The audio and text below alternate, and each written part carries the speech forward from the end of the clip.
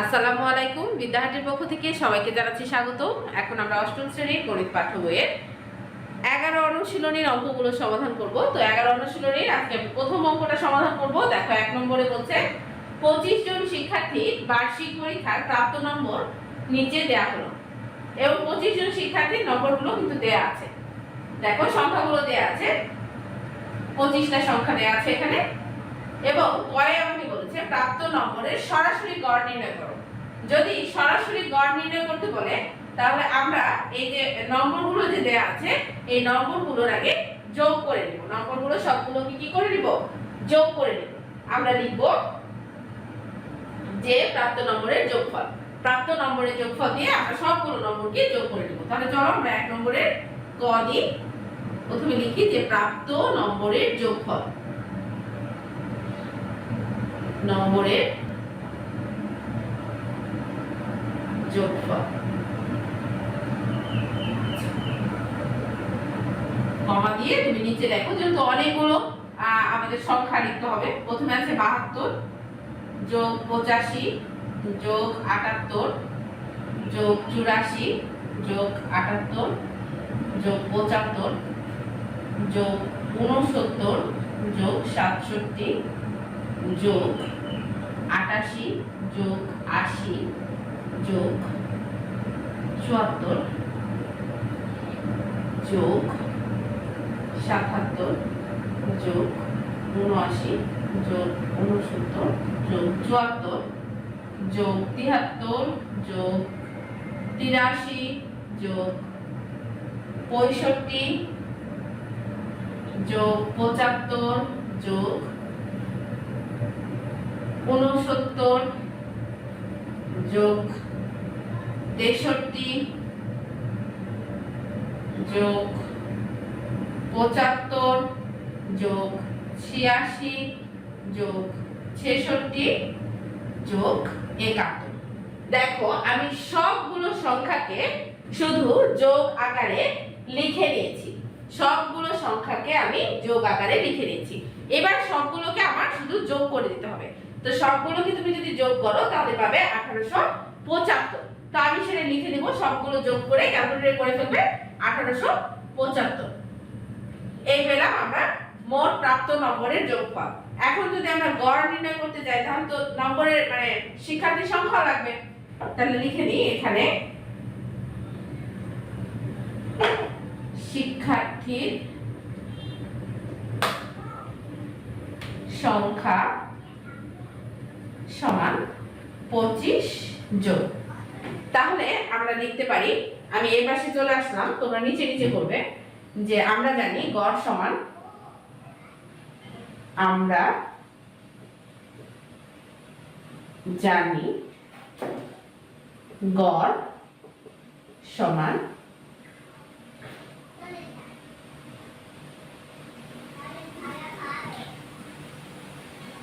নম্বরের যোগফল ভাগ শিক্ষার্থীর সংখ্যা। কিন্তু আমরা এখানে জাস্ট লিখে দেব যে প্রাপ্ত নম্বরের যোগফল ভাগ শিক্ষার্থীর সংখ্যা। নম্বরের যোগফল ভাগ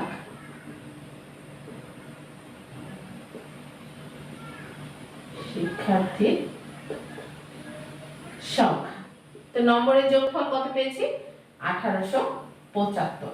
আর শিক্ষার্থীর সংখ্যা কত? 25। তো 1875 কে দিয়ে যদি 25 কে ভাগ করো তাহলে পাবে 75। তাহলে আমরা গড় কত পেলাম? গড় পেলাম 75।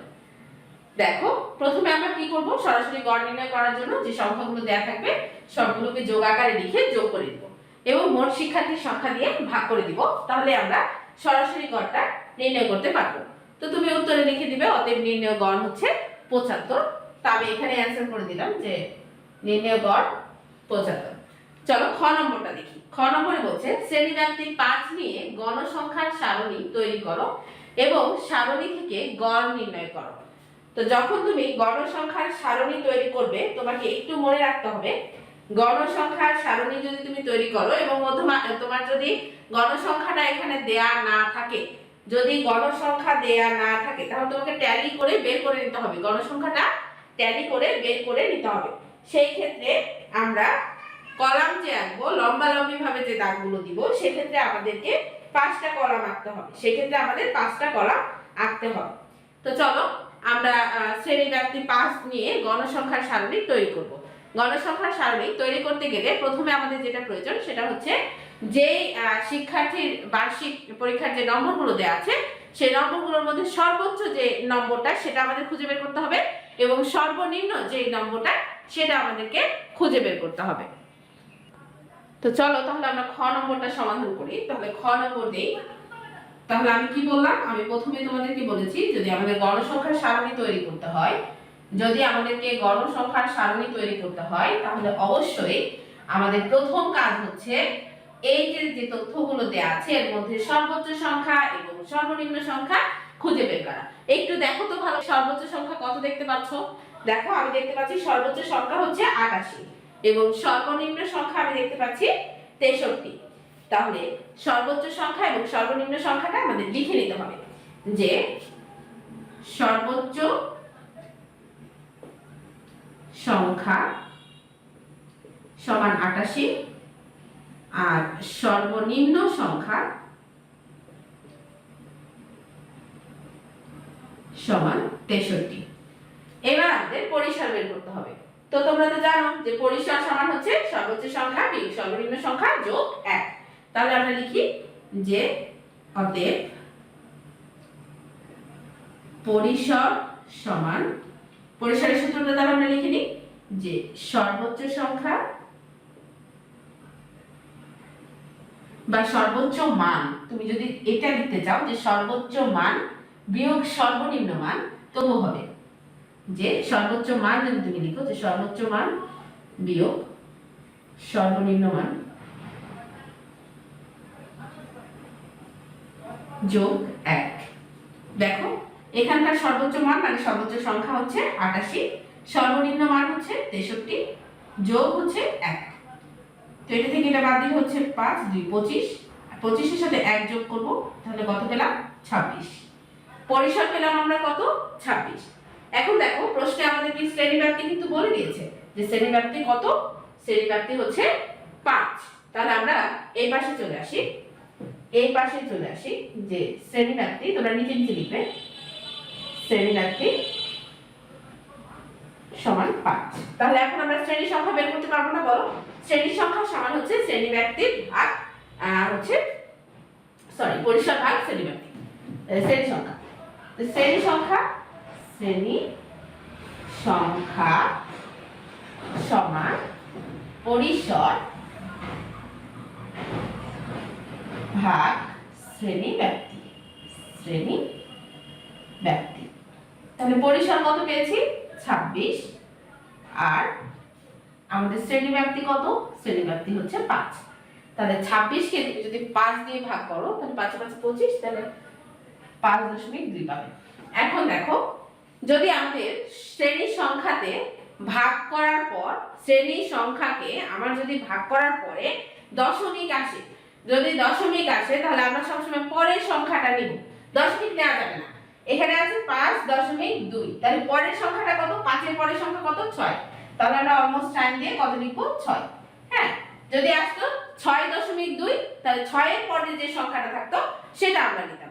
আমরা কোনো দশমিক দিয়ে সংখ্যা নিতে পারবো না, একটা পূর্ণ সংখ্যা নিতে হবে, দশমিকের পরে যত আসবে তার পরের সংখ্যাটা। দেখো আমরা যখন শ্রেণী সংখ্যা 6 বের করেছি তার মানে আমাদের মোট ঘর তাহলে কয়টা লাগবে, আমাদের শ্রেণীব্যাপ্তি যদি আমরা 5 ধরি তাহলে আমাদের মোট ঘর টানতে হবে কয়টা, মোট ঘর আমাদের টানতে হবে 6টা। তাহলে আমরা 6টা বক্স মানে অর্থাৎ রো আমাদের 6টা হবে। এবং গণসংখ্যার সারণীতে যদি গণসংখ্যা তোমার দেয়া না থাকে তাহলে তোমাকে কলাম কিন্তু 5টা করে নিতে হবে। কলাম কয়টা করে নিতে হবে 5টা, আর রো আমাদের কয়টা রাখতে হবে বলেছে 6। তো সবসময় দুইটা একটু বেশি নেবে, দুইটা বেশি নেবে কারণ লিখতে হবে আর নিচে একটা হিসাব করতে হবে। তাহলে আমি দুইটা বেশি নিব 6টা, আর আমি দুইটা বেশি নিয়ে 8টা করব। সবসময় দুইটা বেশি নেবে, 1 2 3 4 5 6 উপরে 7 আর এই হচ্ছে 8। তাহলে এই পাশে আমাকে কয়টা কলাম করতে হবে? যেহেতু আমার শ্রেণীর গণসংখ্যা দেয়া নাই, তাই আমার ট্যালি বের করতে হবে, সেজন্য আমাকে 5টা নিয়ে নিতে হবে, 5টা কলাম করব। তাহলে এই হচ্ছে 1 2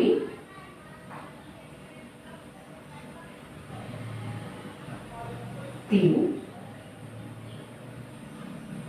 4 আর এই হচ্ছে 5। তাহলে প্রথমে আমরা লিখব শ্রেণী ব্যাপ্তি। প্রথমে কি লিখব? শ্রেণী ব্যাপ্তি। শ্রেণী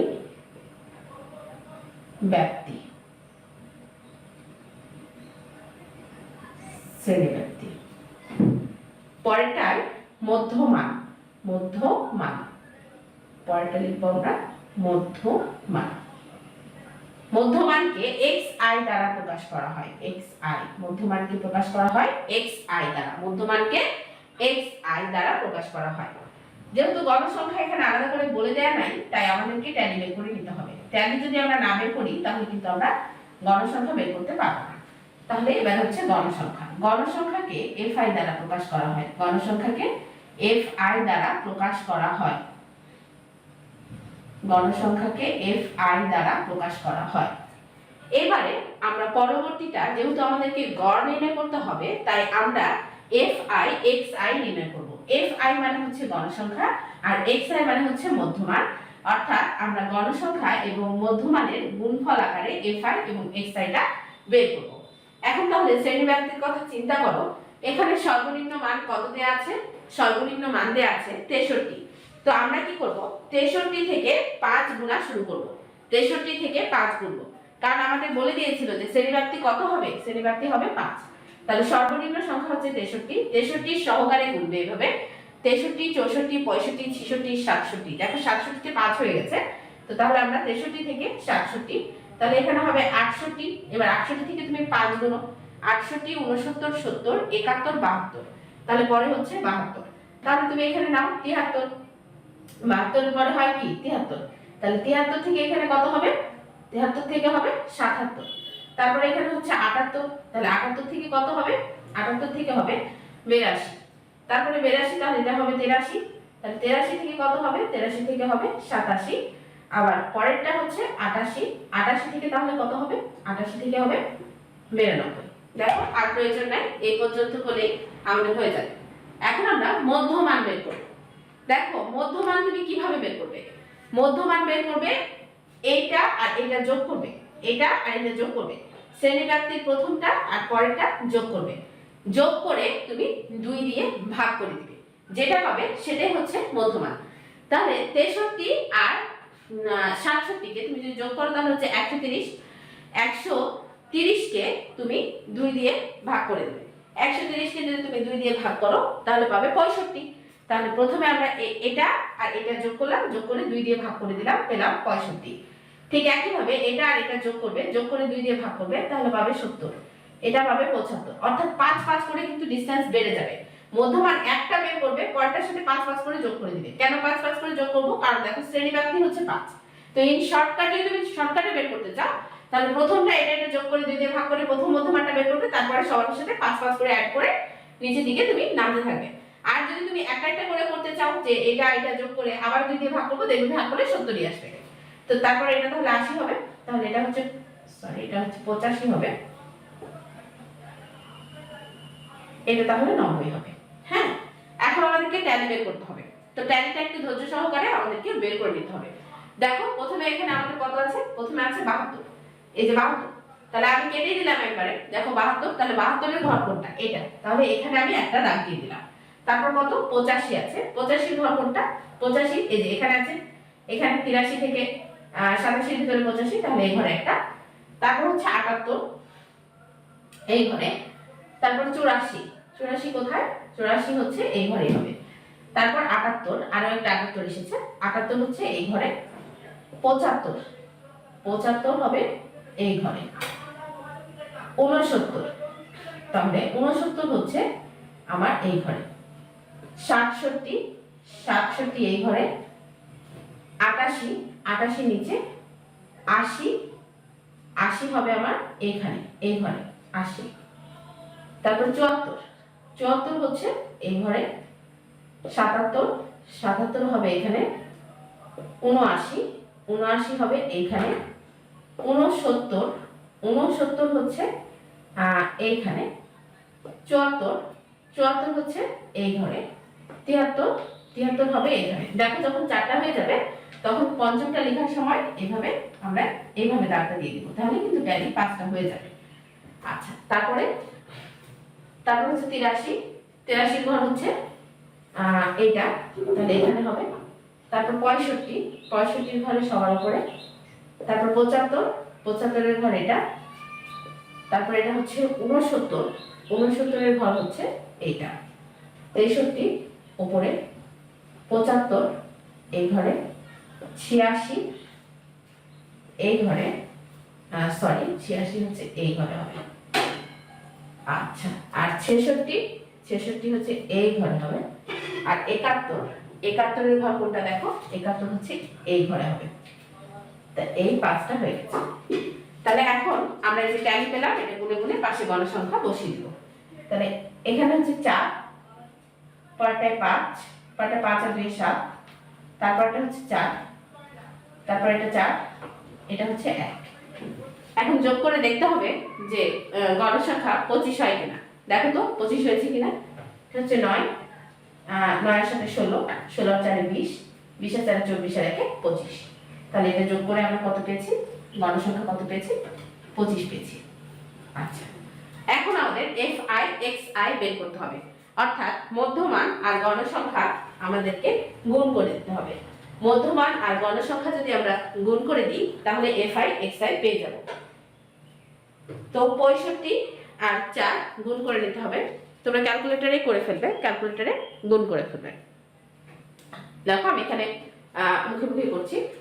তো 4 5 এটা 20 হবে, আর এটার সাথে এটা 4 6 24, 24 আর 2 তাহলে 26 হচ্ছে।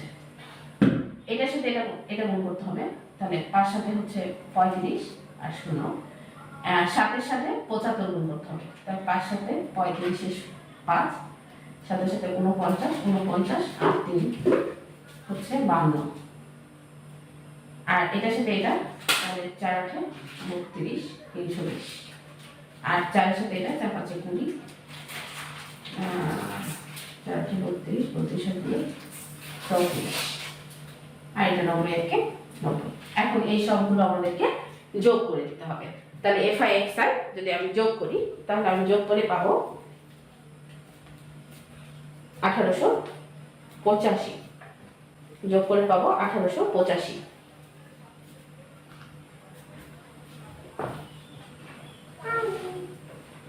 summation of fi xi সমান 1885। এইবারে দেখো আমাদেরকে কিন্তু গণসংখ্যার সারণী একটা তৈরি করতে বলেছিল। তো গণসংখ্যার সারণী আমাদের তৈরি করা হয়ে গেছে। এখন বলেছে সারণী থেকে গড় নির্ণয় করো। তো আমাদের কি গড় নির্ণয় করতে হবে। তো আমরা কি জানি, আমরা জানি গড় fi xi বাই n।